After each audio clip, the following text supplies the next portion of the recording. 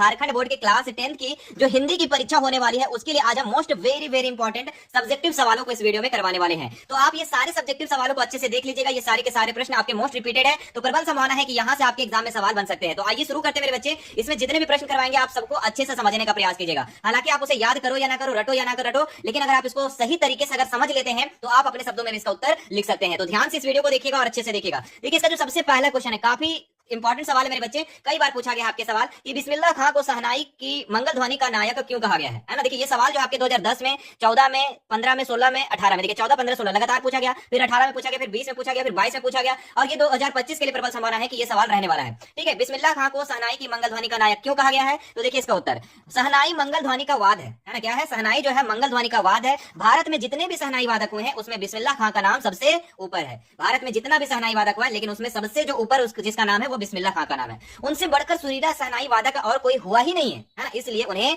शहनाई का मंगल ध्वनि का नायक कहा जाता है, मंगल ध्वनि का हीरो कहा जाता है। बात समझ में आ गया? आगे बढ़ते हैं नेक्स्ट सवाल पे हम लोग। अगला सवाल क्या दिया गया? दूसरा नंबर कि लेखक को नवाब साहब के किन हाव भाव से महसूस हुआ कि वे उनसे बातचीत करने के लिए तनिक भी उत्सुक नहीं है ना। लेखक को क्या नवाब साहब के कौन सा हाव भाव, कौन से कैरेक्टर से लगा कि बात करने के लिए उनसे तनिक भी उत्सुक नहीं है नवाब साहब? तो देखिए इसका उत्तर क्या लिखेंगे, लेखक को डिब्बे में आया देखकर नवाब साहब की आंखों में असंतोष छा गया। अब देखिए लेखक जब डिब्बे में आया है ना, जब वो रेलगाड़ी के बोगी में आया तो वहां पे क्या हुआ, नवाब साहब की आंखों में असंतोष छा गया। जैसा लगा कि वो खुश है ही नहीं, ऐसा लगा मानो लेखक के आने से उनके एकांत में बाधा पड़ गई हो। उन्होंने लेखक से कोई बातचीत नहीं की, उनकी तरफ देखा भी नहीं। वे खिड़की से के बाहर देखने का नाटक करने लगे, साथ ही डिब्बे की स्थिति पर गौर करने लगे। इससे लेखक को पता चल गया कि नवाब साहब उनसे बातचीत करने के लिए उत्सुक नहीं है ना। अब बताइए, कोई आएगा और आपको कोई वैल्यू ही नहीं देगा, लगेगा वो दुखी हो जाएगा, तो आपको भी पता नहीं चलेगा कि नहीं वो मेरे से बात करने के लिए तैयार नहीं है। तो उसी प्रकार वहां लेखक के साथ हुआ है ना, कि वो जैसे ही डिब्बे में आया तो नवाब साहब की आंखों में असंतोष छा गया। ऐसा लगा कि उनके एकांत में कोई बाधा पड़ गया है और उन्होंने लेखक से बातचीत भी नहीं की, उनकी तरफ देखा भी नहीं है ना। वे खिड़की के बाहर तरफ देखने का नाटक करने लगा नवाब साहब। ठीक है, तो इससे लगा लेखक को कि नवाब साहब जो है उससे बातचीत करने के लिए उत्सुक नहीं है। उम्मीद करते हैं समझ में आ गया होगा। आगे बढ़ते हैं नेक्स्ट सवाल पे। लेखिका मन्नू भंडारी की अपनी पिता के वैचारिक टकराहट को अपने शब्दों में लिखी है ना। तो मन्नू भंडारी जो लेखिका थी है ना, उस पिता से क्या वैचारिक टकराहट था है ना, क्या विचारों में दिक्कतें थी, उसको आप लोगों को लिखना है। तो लेखिका और उसके पिता के विचार आपस में टकराते थे। जी हाँ, दोनों के जो बीच था ना, दोनों का विचार अलग अलग थे। पिता लेखिका को समाज, देश समाज के प्रति जागरूक बनाना चाहते थे है ना। क्या करते थे पिता? देश और समाज के प्रति जागरूक बनाना चाहते थे, किंतु उसे घर तक ही सीमित रखना चाहते थे। अब बताओ, वो समाज देश के प्रति जागरूक बनाना चाहते, लेकिन वो घर में ही रहकर वे उसके मन में विद्रोह और जागरण के स्वर भरना चाहते थे, किंतु उसे सक्रिय नहीं होने देना चाहते थे। लेखिका चाहती थी कि वह अपनी भावनाओं को प्रकट भी करे, वह देश की स्वतंत्रता में सक्रिय होकर भाग ले। यहीं आकर दोनों की टक्कर होती थी है ना। यहाँ पर जो पिता चाहते थे कि वो घर में ही रहे है ना, घर में ही रहे, लेकिन वो देश के प्रति के जागरूक बने रहे। लेकिन लेखिका जो है ऐसा नहीं चाहते थे, वो चाहती थी कि हम बाहर निकले, भावनाओं को प्रकट करें और देश की स्वतंत्रता में सक्रिय रूप से भाग ले है ना। देश के स्वतंत्रता संग्राम में वो सक्रिय रूप से भाग ले। यहीं आकर दोनों की टक्कर होती थी। विवाह के मामले में भी दोनों के विचार टकराए। क्या टकराए? पिता नहीं चाहते थे कि लेखिका अपनी मन मर्जी से राजेंद्र यादव से शादी करे, परंतु लेखिका ने उनकी परवाह भी नहीं की और उन्होंने शादी कर लिया। तो यहाँ पे भी दोनों के बीच के विचार का टकराहट हुआ है। चलिए आगे बढ़ते हैं नेक्स्ट सवाल पर। सेनानी ना होते हुए भी, देखिए काफी इंपॉर्टेंट सवाल है। 23 में पूछा गया, 16 में पूछा गया, 14 में पूछा गया, 11 पूछा गया। प्रबल संभावना है कि सवाल एग्जाम में बन सकता है। सेनानी ना होते हुए भी लोग चश्मे वाले को कैप्टन क्यों कहते थे है ना। सेनानी ना होते हुए भी लोग जो है चश्मे वाले को कैप्टन इसलिए कहते थे क्योंकि उसके अंदर देशभक्ति की भावना कूट कूट कर भरी थी है ना। उसमें जो है देशभक्ति की भावना जो है कूट कूट कर भरी थी और वह स्वतंत्रता संग्राम में भाग लेने वाले सेनानियों का भरपूर सम्मान करता था, इज्जत करता था। यह नेताजी की मूर्ति को बार बार चश्मा पहनाकर देश के प्रति अपनी अगाध श्रद्धा प्रकट करता था। देश के प्रति त्याग और समर्पण की भावना उसके हृदय में किसी भी सेनानी या फौजी से कम नहीं था। इसी कारण से उसे लोग कैप्टन कहते थे। तो सेनानी ना होते हुए भी लोग चश्मे वाले को कैप्टन इसलिए कहते थे क्योंकि उसमें देशभक्ति का जो गुण था, भावना था, वो कूट कूट कर भरा होता है ना। और वह जो है स्वतंत्रता संग्राम में जो है भाग लेने वाले जो भी सेनानियां थे, जितने भी सेनानी थे, उनका वो सम्मान करता था और नेताजी का मूर्ति पर बार बार चश्मा। तो यही सब देख करके लोग उसे जो है क्या है, उसे कैप्टन कहने लगे। क्या कहने लगे? कैप्टन कहने लगे। मुझे आशा है कि ये भी प्रश्न आपको समझ में आ गया होगा। आगे बढ़ते हैं नेक्स्ट सवाल पर। वो लंगड़ा क्या जाएगा फौज में? पागल है पागल। कैप्टन के प्रति पान वाले की टिप्पणी पर अपनी प्रतिक्रिया दीजिए। तो पान वाले की यह टिप्पणी बहुत ही दुर्भाग्यपूर्ण है ना। जो पान वाले बोलता है ना कि वो क्या जाएगा लंगड़ा फौज में, पागल है पागल, तो ये बात गलत है, उन्हें नहीं कहना चाहिए, उनकी भावना को ठेस पहुंचेगा। उसे चाहिए था कि वह चश्मे वाले की भावनाओं का सम्मान करता है ना, लेकिन वैसा नहीं किया। उसे पता था कि कैप्टन ही सुभाष चंद्र बोस की आंखों पर अपनी ओर से चश्मा लगाए रहता है, वह भी केवल इसलिए कि नेताजी की मूर्ति अधूरी ना लगे। उसकी इस भावना से देशभक्ति प्रकट होती है। अतः ऐसे व्यक्ति की कमी और कुरूपता नहीं देखनी चाहिए है ना। अगर ऐसे व्यक्ति है तो उसको कमी और कुरूपता नहीं देखनी चाहिए, ना ही ऐसे व्यक्तियों को पागल कहना चाहिए। अतः पान वाले का यह टिप्पणी जो है गैर जिम्मेदाराना है। जी हाँ, ये गलत है। तो इस तरीके से आप अपने शब्दों में लिख सकते हैं। आगे बढ़ते हैं नेक्स्ट सवाल कि गंगटोक को मेहनत कश का बादशाह का शहर क्यों कहा गया है? तो मेहनत का अर्थ होता है कड़ी मेहनत करने वाले। क्या होता है? मेहनत का अर्थ होता है कड़ी मेहनत करने वाले। बादशाह का अर्थ होता है मन मर्जी के मालिक। गंगटोक एक पर्वतीय स्थल है। पर्वतीय क्षेत्र के नाते यहाँ की स्थितियां बड़ी कठिन है। अपनी जरूरतें पूरी करने के लिए लोगों को कड़ी मेहनत करनी पड़ती है। यहाँ के लोग इस मेहनत से नहीं घबराते हैं। ऐसी कठिनाइयां के बीच भी मस्त रहते हैं, इसलिए गंतोक को मेहनत कश का बादशाह कहा गया है। गंतोक को मेहनत कश का बादशाह इसलिए कहा गया है कि वहां के जो लोग हैं, है ना, वहां के जो लोग हैं वो क्या है, काफी मेहनती है। जी हाँ, गंतोक एक पर्वतीय स्थल है ना, वहां पे पर्वतीय स्थल है, लेकिन उस क्षेत्र के होने के नाते जो है वहां की स्थितियां बहुत कठिन है। अपनी जरूरतें पूरी करने के लिए बहुत कड़ी मेहनत करनी पड़ती है और यहाँ के लोग इस मेहनत से नहीं घबराते हैं। इसीलिए गंतोक को मेहनत कश का बादशाह का शहर कहा गया है, क्योंकि वहां के लोग बहुत मेहनती होते हैं। क्या नहीं लिख सकोगे? बोले जी सर लिख सकते हैं। देखिए ये सारे ईयर में आप लोग को पूछा भी गया है। आगे बढ़ते हैं नेक्स्ट सवाल पर। हम लोग काशी में हो रहे कौन से परिवर्तन बिस्मिल्लाह खां को व्यतीत करते हैं, है ना। तो देखिए काशी में जो हो रहा था परिवर्तन, तो कौन सा चीज था, कौन सा जो चेंजेस था जिसमें बिस्मिल्लाह खां को जो है व्यतीत कर रहा था। काशी में जो संगीत साहित्य और आदर की परंपराओं के लिए प्रसिद्ध थी। काशी जो थी ना, संगीत के लिए, साहित्य के लिए और आदर की परंपरा के लिए प्रसिद्ध थी। अब वहां की परंपरा में परिवर्तन आ गया था।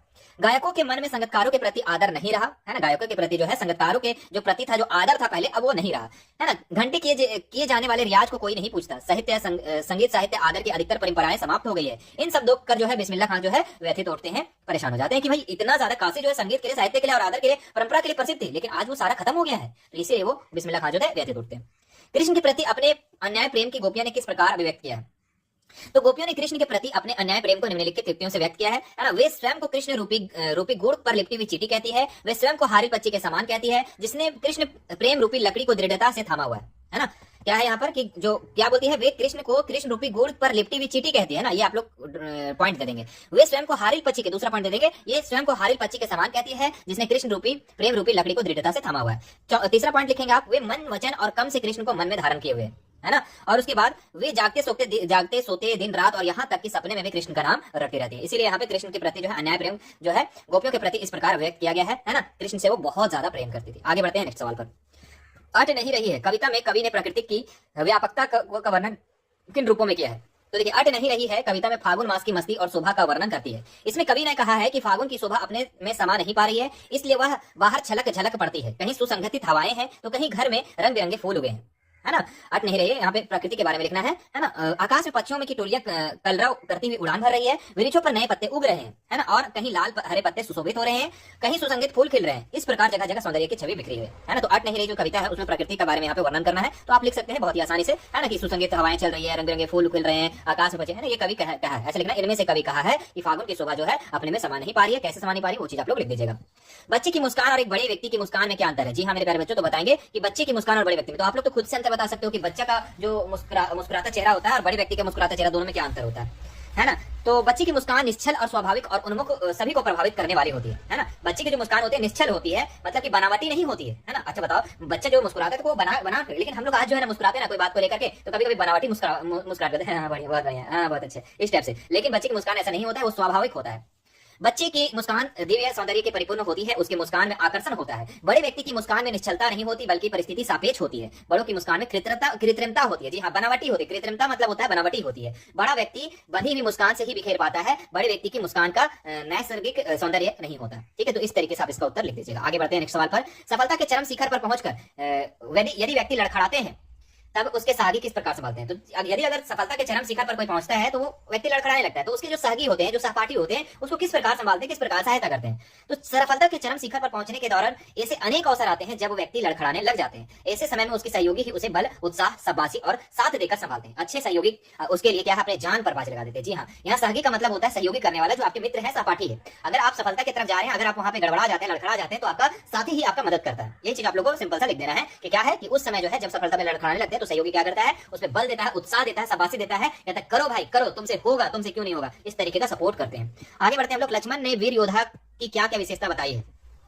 तो लक्ष्मण ने वीर योद्धा की निम्नलिखित विशेषता बताई है। क्या बोली है कि वीर योद्धा धैर्यवान होते हैं, वे क्षोभ से रहित होते हैं। वीर पुरुष किसी को अपशब्द नहीं कहते, है ना। सूरवीर युद्ध के मैदान में वीरतापूर्ण कार्य करके दिखाते हैं। देखिए यहाँ पे बोल रहा है ना कि वीर योद्धा किसके विशेषता क्या बताया। तो वीर योद्धा जो होता है ना, धैर्यवान होता है, वो क्षोभ से रहित होता है। वीर पुरुष किसी को अपशब्द नहीं बोलते। जी हाँ, वीर पुरुष जो है वो बेकार बात को नहीं बोलेगा। सूरवीर युद्ध में मैदान में वीरता का कार्य करके दिखाते हैं, अपनी वीरता के बारे में मुंह से नहीं बताते। देखो जो वीर है वो ऐसा नहीं फेंकने वाला काम नहीं करेगा, मुंह से बोलने वाले नहीं काम करेगा, वो क्या है मैदान में उतरेगा और वहां करके दिखाएगा उस चीज को। ठीक है, वे युद्ध में शत्रु को उपस्थित पाकर अपने प्रताप की डिंग नहीं मारते हैं, है ना। वो डिंग नहीं मारते, वही बात बोल रहा, फेंकते नहीं है जैसे आप लोग फेंकते हो ना। चलिए अब आगे हम लोग यहाँ पे देखते हैं क्या दिया सवाल कि माता का आंचल पाठ में आए प्रसंगों के उल्लेख करें जो आपके दिल को छू गए, है ना। तो ये भी सवाल मैंने करवाया भी बहुत बार, है ना, कि माता का आंचल जो है पाठ में सबसे रोमांचक प्रसंग हुआ था जब एक सांप के बच्चों पीछे पड़ जाता है, तब वे बच्चे किस प्रकार गिरते पड़ते भागते हैं और माँ की गोद में छिपकर सहारा लेते हैं। इस प्रसंग ने हमारे हृदय को दिल तक हिलोर दिया है ना। इस पाठ में गुदगुदाने के कई प्रसंग है। विशेष रूप से बच्चे के पिता का मित्रता पूर्वक बच्चों के खेल में शामिल होना मन को छू लेता है। जैसे ही बच्चे भोज शादी का